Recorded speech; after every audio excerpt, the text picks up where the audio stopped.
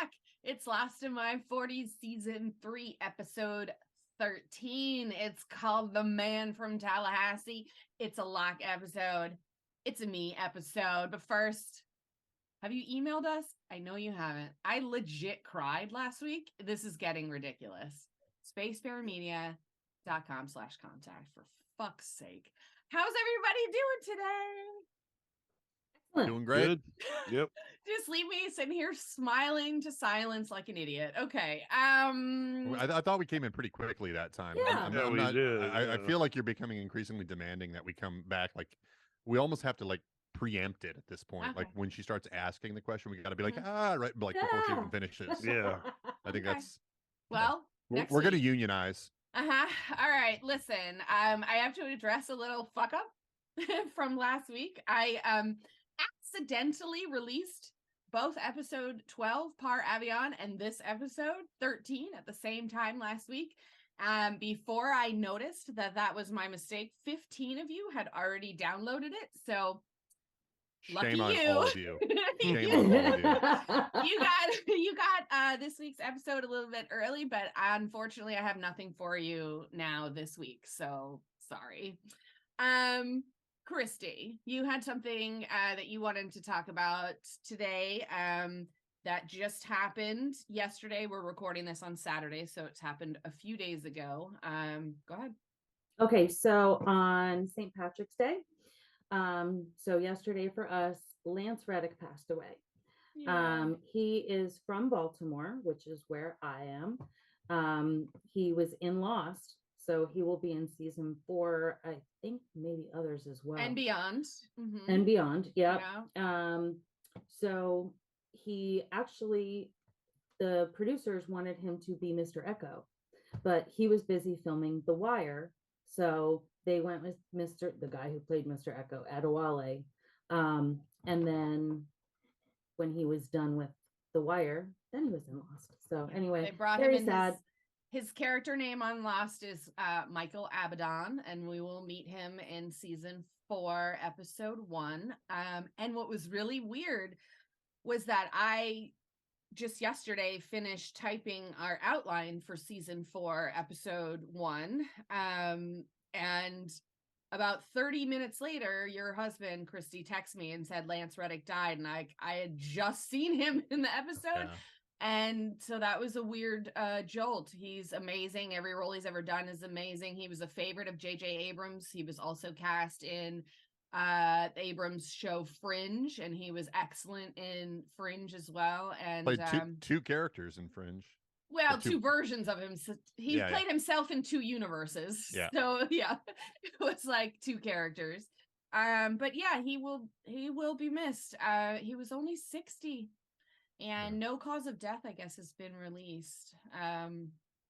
So we'll talk Probably more. heart attack. Well, he was part of the best show ever made. I mean, Yeah.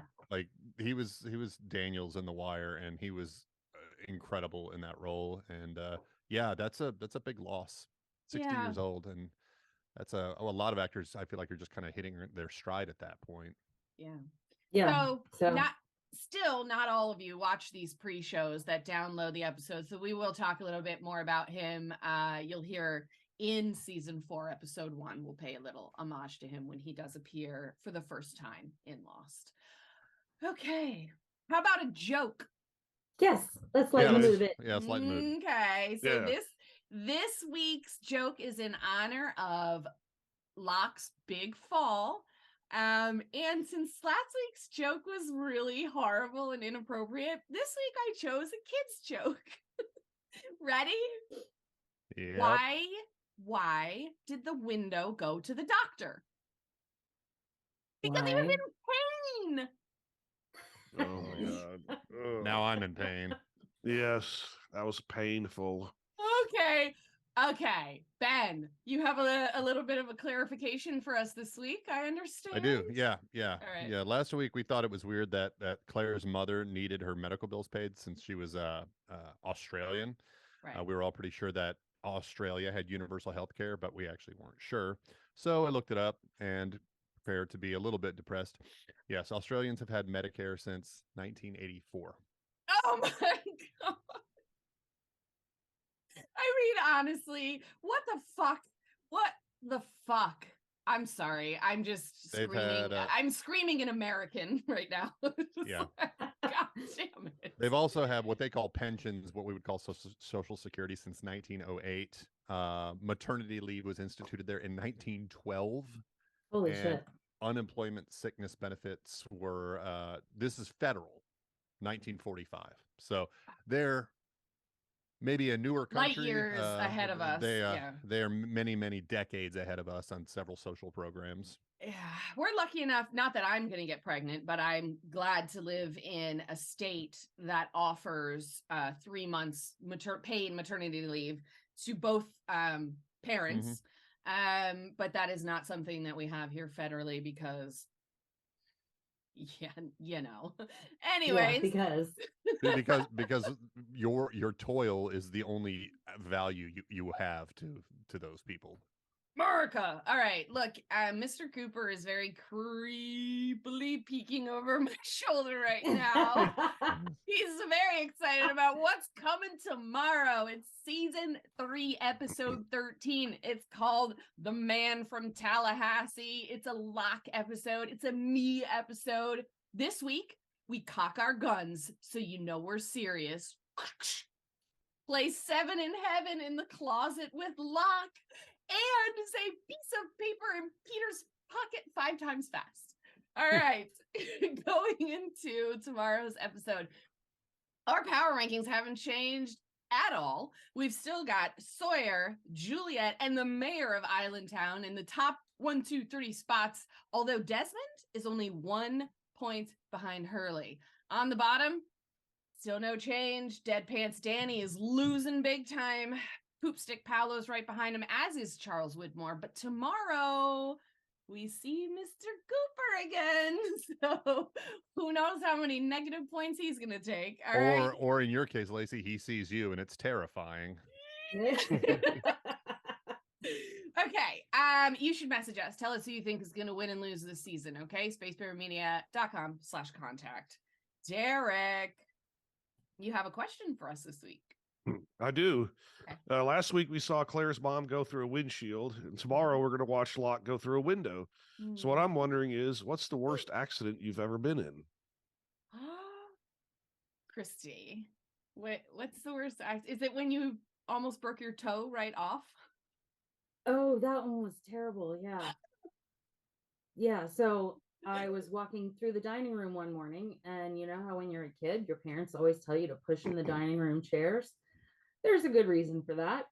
So one of the legs of the chair went in between my pinky toe and the next one. My pinky toe was almost 90 degrees that way. This bitch sent me a sick fucking photograph of her foot. It was like, look, I stubbed my toe. I thought it was gonna be swollen. It was on fucking sideways. It was like, what the fuck? Yeah, that was pretty bad. And it was 6 weeks before my wedding. Yeah. And as soon as I called my mom to tell her I broke my toe, she goes, "Oh my God, we need to get you new shoes for the wedding." Was that really what you were going to say, or did I change your mind by saying that? No, I was going to say the time that I fell down the steps in my house and literally fractured a vertebrae. Yeah, that's bad too. Wow. Yeah, nobody knew that the vertebrae was fractured. I kept insisting that it was. The x-rays didn't show it, but then 10 years later when I had an MRI, they saw the break. Yeah, they saw that there was an old fracture on one of my vertebrae, and I'm like, was it like right here, like but on my back? And they were like, yeah. I said, Caleb, I told you I broke my back when I fell down the steps. Holy shit. You need like bubble wrap around your body. Well, you and I both are incredibly accident prone. It's true, actually. There was a series of a few years where I fell down the stairs in my house like every few months. It was a bit ridiculous. Alcohol have anything to do with this? No, really? Not at all. Not at all. I just fall gravity. a lot. Yeah. Ben, how about you? What's the worst accident you've ever been in? I think I know your answer. Yeah, I mean, I wouldn't say it's a bad accident. I was in a plane crash when I was like, I think I was like 14, maybe 15. I think we talked about that on a pre-show before, but yeah. Yeah, but nobody was hurt, so it wasn't really a bad accident. I'd say like the accident that caused me the most physical discomfort over the Oh. longest period of time was probably when I was down on the Guadalupe River, which is a river down in Texas, and I was tubing with friends, and I was up about 6 feet up on a rock, and my tube was down in this little kind of whirlpool eddy area, and I see my buddy goes down and one of his flip flops comes off, and it was on a runaway thing. So I was like, I'm on a mission. I'd been drinking a lot. I was gonna go get his flip flop, so I jumped into the tube right as it got dislodged. I fell down into the water, and there was a rock, maybe, I don't know, maybe this far beneath the surface, and it Oops. just right on my lower back on the left side. And I've been sort of fucked up ever since. I didn't have medical insurance at the time, so I never really got it seen to. And it's Oh, there you always go. been- Just looped back around to that. Yeah. yeah, exactly. Oh, wow. So yeah. So I've wasn't really also- an accident so much of it was just me being a dumbass drunk. So I've also talked about my worst accident as far as pain on this before. Here's a shot of it. That was me jumping off a tractor, and I hit the ground and shattered my calcaneus into 7 pieces. But since I've talked about that before, I'm going to tell you about the funniest accident I was ever in, actually. So I was in a car with my best friend in high school, Jill. She was driving us to school. We had the right of way. We're just going forward normally. And this woman was at a stop light or sign here or something. And she just pulled out and T-boned the car, hit the passenger door where I was. And since we were minors, when the ambulance got there, they had to take us to the hospital because our parents weren't there and we may have been injured. And it was, I guess, the law in Maryland. I don't know. So because I was the one that was hit and like with the car, basically, they took me out and like were stabilized my neck. They had me on a, gurney kind of, and my head was all in. Well, meanwhile, there were other kids driving and walking past us to get to school.